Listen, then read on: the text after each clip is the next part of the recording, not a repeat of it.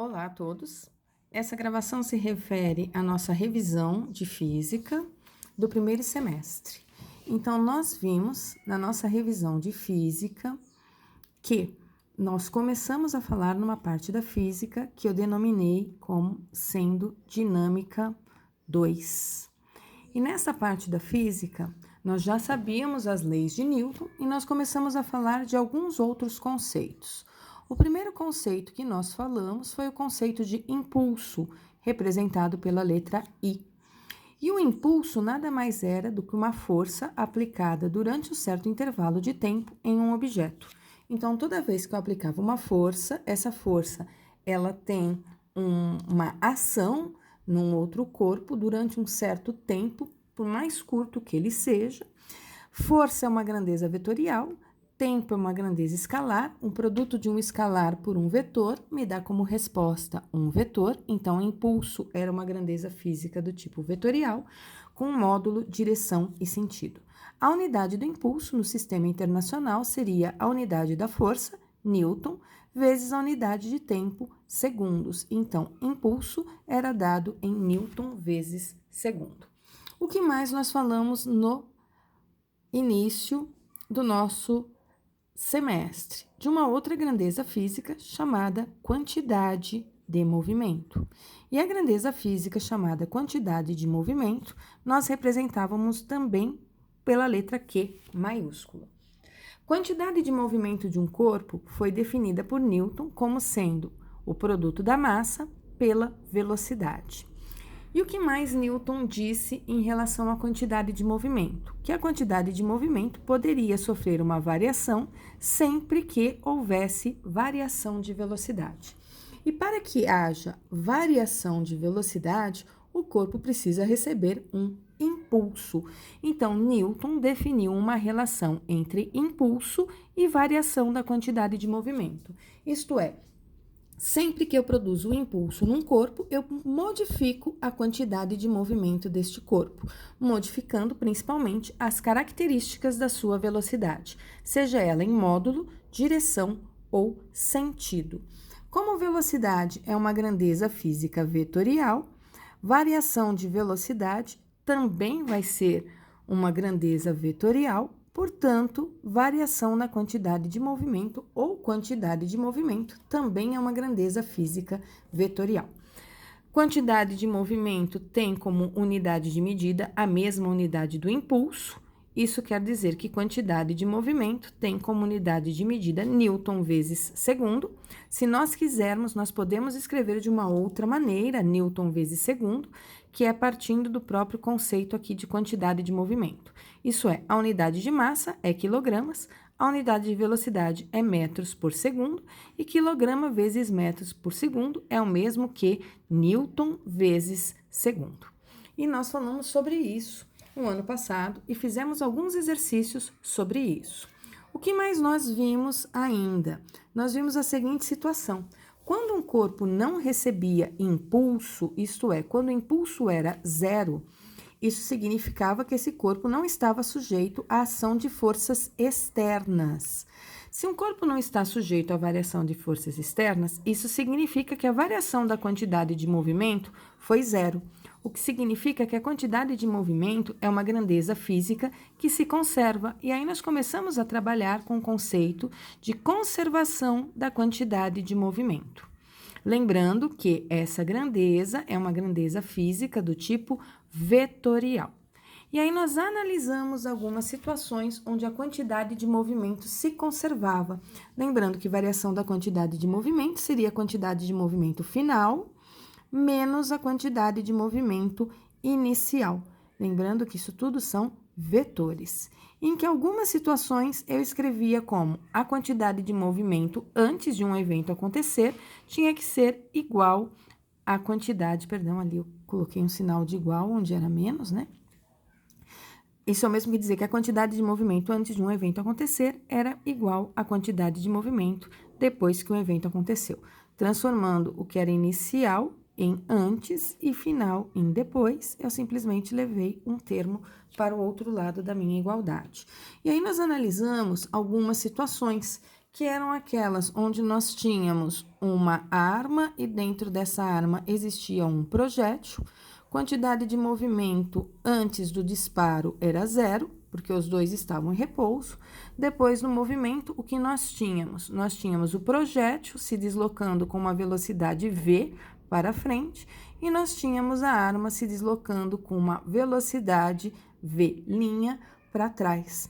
Então, a quantidade de movimento que nós tínhamos depois do disparo ia ser a quantidade de movimento da arma, no recuo dela, mais a quantidade de movimento da bala, do projétil. Desculpem aí o barulho de fundo. Então, recapitulando, quantidade de movimento depois, ela é calculada como sendo a quantidade de movimento da arma no recuo, mais a quantidade de movimento do projétil que foi disparado para frente. Lembrando que, por ser velocidade uma grandeza vetorial, uma dessas velocidades eu considero positiva, pode ser a do projétil, né? E aí a de recuo da arma vai ter um valor negativo quando eu for resolver o meu problema. Então, eu escrevo massa, deixa eu apagar aqui que eu cometi um errinho. Então, eu escrevo a massa da arma com letra maiúscula, só para diferenciar. A velocidade dela, eu vou pôr aqui um sinalzinho de menos, porque ela está no sentido aí oposto ao movimento. A massa do projétil, estou usando a letra M minúsculo, e a velocidade dele, eu vou considerar aí maiúsculo, minúscula, a velocidadezinha dela, só para representar. Vou tirar aqui o símbolo do vetor, que eu também tinha colocado a mais, eu já admiti que era negativo, portanto, eu já estou dizendo qual é o sentido do meu vetor. Como quantidade de movimento antes é igual à quantidade de movimento depois, pelo princípio da conservação da quantidade de movimento, então, quando eu escrevo isso, eu tenho que escrever que antes não tinha movimento, então, antes era 0, depois passou a ter um movimento, que é a massa da arma, vezes a velocidade da arma, depois que teve o disparo, mais a massa do projétil, vezes a velocidade do projétil depois do disparo. E aí, nós vimos ainda outras situações sobre impulso e quantidade de movimento, dando mais um exemplo, né? Nós tínhamos a situação de uma bomba que estava inicialmente parada, então a quantidade de movimento antes da explosão era 0. E aí, quando nós olhávamos essa bomba depois da explosão, vamos supor que a bomba se partiu em 3 partes. Então, uma parte M1 saía com uma velocidade V1, uma parte M2 saía com uma velocidade V2 e uma parte M3 era lançada com uma velocidade V3. Espera aí que eu vou arrumar o meu desenho que ficou errado, tá? M2 eu vou pôr aqui dentro, tá? M2 para cá, e aí eu tinha o outro corpo V3 lançado aí com velocidade V3. Portanto, depois da explosão, eu tinha 3 vetores quantidades de movimento, que era M1, V1, mais M2, V2, mais M3, V3. Lembrando que isso aqui é uma soma vetorial. Então, como a quantidade de movimento antes tem que ser igual à quantidade de movimento depois, antes era 0, depois eu tenho M1, V1, mais M2, V2, mais M3, V3. E aí, eu poderia fazer a soma desses vetores todos aqui, para saber aí quanto valia, por exemplo, a velocidade do terceiro pedaço, a velocidade do segundo pedaço, e assim por diante. Depois que nós falamos em impulso e quantidade de movimento, nós falamos de uma outra grandeza física chamada trabalho, e representávamos pela letra grega tau do alfabeto grego, ok? Então, trabalho representado pela letra tau. O que era o conceito de trabalho? Por definição, trabalho era força vezes o deslocamento que o objeto estava sofrendo. Isso é, toda vez que uma força produzia um deslocamento, eu tinha um trabalho sendo realizado, um trabalho envolvido no problema. Lembrando que essa força e esse deslocamento, eles tinham que estar necessariamente na mesma direção. Se eles não estivessem na mesma direção, eu deveria decompor a força para ver qual componente da força estava na direção do deslocamento, para saber se essa força realizava um trabalho positivo ou ainda negativo, caso a força tivesse um sentido oposto ao do deslocamento. Trabalho era uma grandeza física definida como uma grandeza do tipo escalar, isso é, não tem direção e nem sentido levados aí em consideração. A unidade do trabalho é a unidade da força, que é Newton, vezes a unidade do deslocamento, que é metros. Newton vezes metro recebia o nome de Joule. E aí nós calculávamos trabalho em Joule. Vimos algumas situações na qual eu tinha uma força que arrastava um objeto durante um certo deslocamento, né? Como essa força estava na mesma direção e sentido do deslocamento, nós chamávamos esse trabalho de trabalho positivo. Nós vimos uma outra situação, que essa força, ela formava um certo ângulo com a direção do deslocamento, e aí, para isso, nós decompunhamos o vetor força em uma componente que nós chamávamos de componente Fx, uma componente que nós chamávamos de componente Fy, e aí a componente Fx, ela era calculada como sendo F vezes o cosseno do ângulo, e aí nós poderíamos escrever a expressão do trabalho, ao invés de F vezes deslocamento, nós escrevíamos como Fx vezes o deslocamento, porque apenas a componente Fx realizava trabalho. E aí esse trabalho era escrito como F cosseno do ângulo vezes o deslocamento, substituindo aqui o Fx por F cosseno. Em alguns livros de física aparece a expressão F vezes D vezes o cosseno do ângulo, lembrando que esse cosseno faz referência à componente da força. No caso da força normal e da força peso, quando o objeto se deslocava sobre uma superfície, embora essas duas forças existissem, o peso na vertical para baixo, a normal na vertical para cima, o trabalho dessas duas forças era sempre igual a zero no plano horizontal. Exatamente porque o peso e a normal não são quem estão produzindo esse deslocamento e também não estão atrapalhando o deslocamento. No caso de ter o atrito produz um trabalho também, né? Só que o atrito ele é uma força que está sempre oposta ao sentido do movimento, aqui do corpo, do bloquinho que eu desenhava, e como o atrito estava oposto ao movimento, quando nós íamos calcular o trabalho da força de atrito, esse trabalho acabava sendo negativo. E aí nós vimos algumas situações onde nós calculamos também o trabalho. Quando nós falamos no conceito de trabalho, eu mencionei com vocês que sempre que nós tínhamos um gráfico, isso eu sempre comento em qualquer aula de física, o gráfico nos traz informações sobre grandezas físicas em algumas situações. Por exemplo, se eu tiver um gráfico de força por deslocamento e a força for constante, isto é, a força não muda com o passar do tempo, a inclinação dessa reta não tem significado físico, mas a área pode corresponder sim a alguma grandeza física. E quando eu olho a área de um gráfico de força por deslocamento, a área desse gráfico seria calculado nesse caso como base vezes altura. A base corresponde ao deslocamento, a altura corresponde ao valor da força, que era constante, e nós sabemos que força vezes deslocamento é o mesmo que trabalho. Portanto, nessas situações, a área é numericamente igual ao trabalho realizado pelo corpo. Se isso vale para este gráfico, isso vale para qualquer gráfico de força por deslocamento. Qualquer figura que forme aqui no meu gráfico, a área em relação ao eixo horizontal sempre vai ser numericamente igual ao trabalho. E eu comentei com vocês também que toda vez que nós temos um trabalho sendo realizado, esse trabalho provoca uma modificação na quantidade de energia do corpo. Então, trabalho corresponde também à variação de energia. Como energia é uma grandeza escalar, isso é, energia não é uma grandeza que tem módulo, tem módulo, mas não tem direção e nem sentido, o trabalho também é definido como grandeza escalar, partindo aí deste princípio.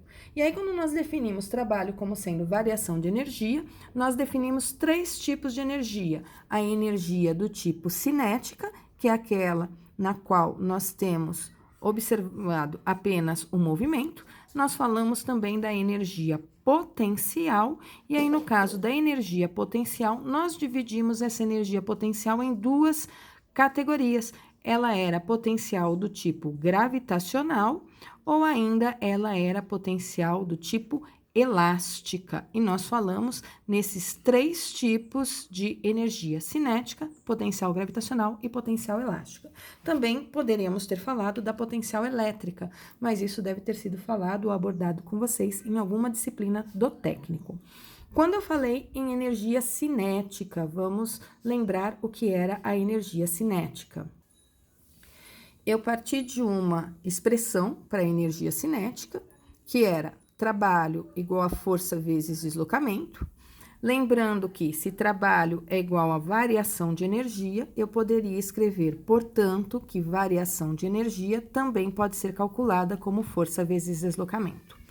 E aí, eu abordei uma situação onde essa força F era uma força constante, isto é, essa força não mudava com o passar do tempo.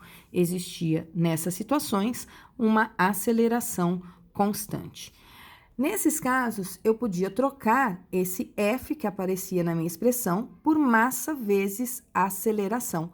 Então, se eu podia trocar o F por massa vezes aceleração, a minha expressão da energia ficava como massa, aceleração vezes variação de deslocamento, ou variação de espaço. Comentei com vocês que nós tínhamos visto uma expressão onde aparecia esse A delta S. E que expressão aparecia o A multiplicando o delta S? A expressão de Torricelli, onde V ao quadrado era V final ao quadrado, era V inicial ao quadrado, mais 2 vezes a aceleração vezes o deslocamento. E aí eu isolei esse A delta S. De que maneira? Passando a velocidade inicial para o outro lado negativa, e o 2 que estava multiplicando, eu passei dividindo. Então, eu isolei o A delta S para substituir nessa outra expressão aqui da energia. E aí, eu ficava com a variação da energia, ficava escrita, então, como massa vezes, no lugar do A delta S, velocidade final ao quadrado menos velocidade inicial ao quadrado sobre 2. Eu distribuí a letra M para as duas expressões que eu tenho aqui, né? Para essa expressão que eu tenho aqui dentro, é uma só, na verdade. E ficaria com massa, velocidade final ao quadrado, menos massa, velocidade inicial ao quadrado. Tudo sobre 2. Em seguida, variação de energia. Como o 2, ele era o mesmo denominador comum, eu podia separá-lo para cada um dos termos. E eu ficava com mv final ao quadrado sobre 2 menos mv inicial ao quadrado sobre 2, onde eu chamei esse pedacinho de mv quadrado sobre 2 de energia cinética final, porque aparecia a velocidade final. O termo mv quadrado v0 ao quadrado sobre 2 eu chamava de energia cinética inicial, porque aparecia aqui a velocidade inicial. Como eu tenho o símbolo de variação, a variação aparece representada aqui pelo sinalzinho de menos. Então, eu escrevi uma expressão que variação da energia era energia cinética final menos energia cinética inicial, onde energia cinética é mv quadrado sobre 2. Velocidade final aqui, energia cinética final. Velocidade inicial aqui, energia cinética inicial. Se eu fizesse a diferença entre as duas, eu estava descobrindo, portanto, a variação da energia cinética. Depois eu falei para vocês da energia potencial do tipo gravitacional. No caso da energia potencial, ela é aquela que pode vir a ser cinética. No caso da energia potencial gravitacional, é aquela situação onde eu tenho uma bolinha parada, uma determinada altura em relação ao solo. Tá? Se essa bolinha está parada, ela não tem energia cinética, porque a velocidade dela é 0, mas essa bolinha, ela tem massa e, portanto, sobre ela eu tenho ação de algumas forças. No caso, ela tem a ação da força peso, que é o que vai fazer com que essa bolinha caia. Se ela ainda não está caindo, é porque tem alguma força aqui anulando esse peso, uma força na vertical para cima. Mas se não tem nenhuma força anulando o peso, ela começa a se deslocar na vertical para baixo, onde esse deslocamento corresponde à altura da qual ela está caindo. O peso é uma força constante, então, se eu fosse escrever a expressão do trabalho, eu escreveria como peso vezes o deslocamento. No caso, o deslocamento é a altura, o peso é m vezes g, e essa altura, ela está variando com o passar do tempo, porque o corpo está em queda. Como o trabalho é variação de energia, eu posso escrever isso como mg, variação de altura, altura final, menos altura inicial. Distribuo o m vezes g, então eu fico com mgh final menos mgh inicial, onde eu chamei o termo mgh de energia potencial final, gravitacional final, mgh inicial eu chamei de energia potencial gravitacional inicial. Tem aqui o sinalzinho de menos, me indicando, portanto, que a expressão que eu escrevi é a expressão da variação da energia potencial gravitacional. Em linhas gerais, energia potencial gravitacional pode ser escrita como mgh. Se essa altura for a altura final, eu calculei a energia potencial gravitacional final. Se essa altura for a altura inicial, eu calculei a energia potencial gravitacional inicial. Se eu fizer a diferença entre as duas, eu calculei a variação da energia potencial gravitacional, ou o trabalho que a força-peso realizou durante a queda do corpo. Falei para vocês da energia potencial do tipo elástica. O que mudava na energia potencial do tipo elástica? Ela é uma energia potencial que pode se transformar em cinética, mas que ela está, de certa forma, armazenada em molas ou elásticos. Para isso, eu lembrei um pouquinho com vocês a expressão da força elástica, que não era uma força constante. Isso é, quando eu tenho uma mola, essa mola tem um comprimento inicial. Se eu penduro sobre essa mola um objeto de massa m, eu observo que eu tenho a força peso para baixo, reação desse peso no centro da Terra. Como esse corpo está suspenso por uma mola, eu tenho uma força elástica para cima. Ele estando parado, o módulo dessa força elástica era igual ao módulo da força peso. Deixa eu acertar aqui, era igual ao módulo da força peso. E quando eu pendurava um corpo de massa m, o que eu observava é que essa mola sofria uma deformação, que eu chamava de deformação x, quando comparada ao comprimento inicial dela.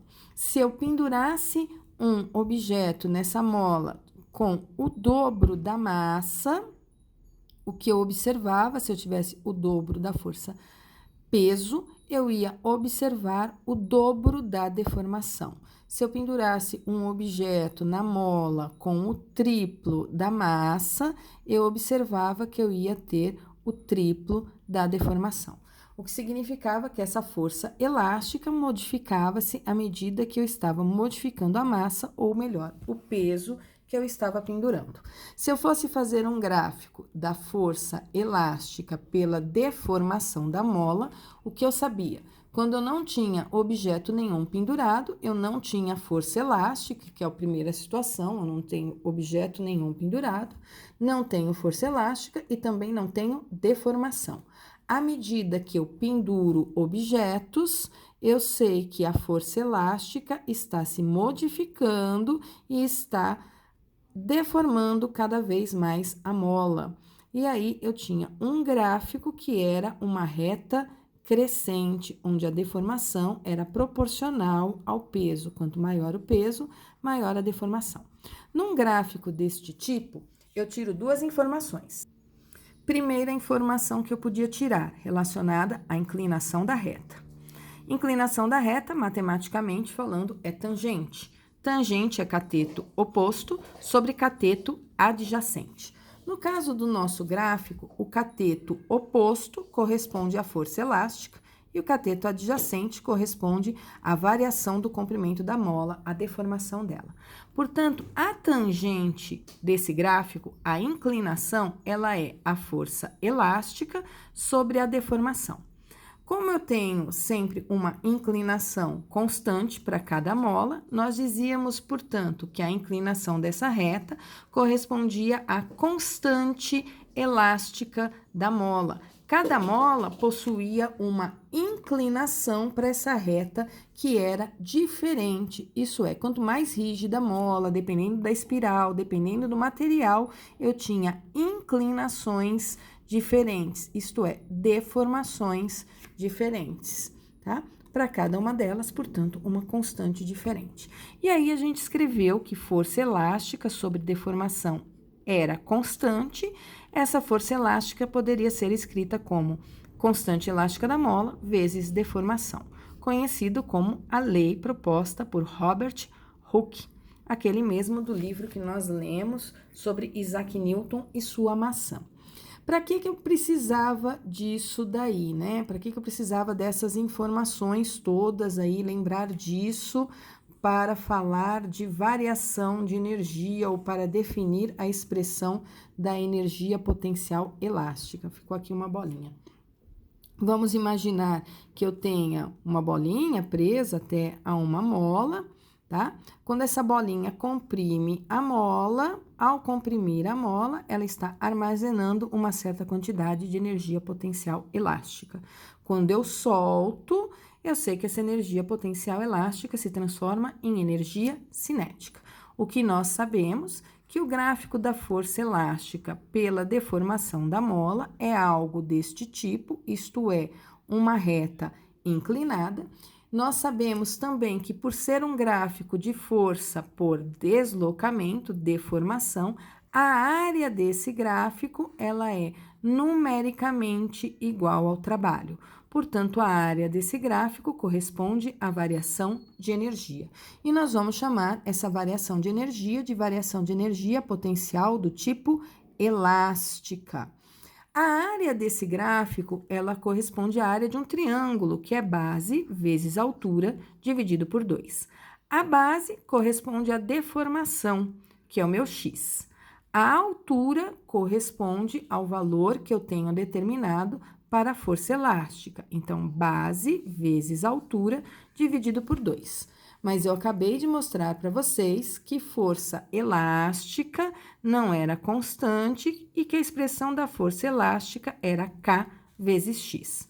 Portanto, a área, que é numericamente igual ao trabalho, que é numericamente igual à variação da energia, nesse caso, potencial elástica, vai ser escrita como X vezes força elástica, eu vou trocar por Kx sobre 2. X vezes x, x ao quadrado. Então, é kx quadrado sobre 2. Poxa, mas você escreveu variação e aqui aparece um x apenas, tá? Lembrando que eu considerei o meu x inicial igual a 0. Então, ele acabou sumindo aqui da minha expressão exatamente por ser 0 no início. Então, em linhas gerais, eu posso dizer que energia potencial elástica é calculada como kx quadrado sobre 2. Se esse x for a deformação inicial, eu calculei a energia potencial elástica no início. Se esse x for a deformação final, eu calculei a energia potencial elástica no final da situação. E se eu fizer a diferença entre os dois, eu calculei a variação da energia potencial elástica. E ainda falei para vocês de uma forma de energia que nós em física chamávamos de energia mecânica. E a energia mecânica, ela não é uma outra forma de energia. Na verdade, a energia mecânica é a junção de todas as formas de energia que nós temos em uma determinada situação. Isso é, a energia mecânica é a soma da energia cinética com a energia potencial gravitacional, com a energia potencial elástica, com a energia potencial, ou melhor, com a energia dissipada, transformada em calor por atrito ou por qualquer outra situação. Então, quando eu somo todas as formas de energias envolvidas em uma situação, eu chamo essa energia que está ali no corpo, todas juntas, de energia mecânica. E nós sabemos que existe o tal do princípio da conservação da energia mecânica. Isso é, toda energia mecânica que existe no universo se conserva. Então, antes de um evento acontecer, quando eu olho a quantidade de energia envolvida na situação e olho a quantidade de energia mecânica depois de um determinado evento, eu observo que essas quantidades de energia no meu sistema isolado estão se conservando. Antes ela podia ser inicial, depois ela cinética inicial, depois se transformada em potencial gravitacional.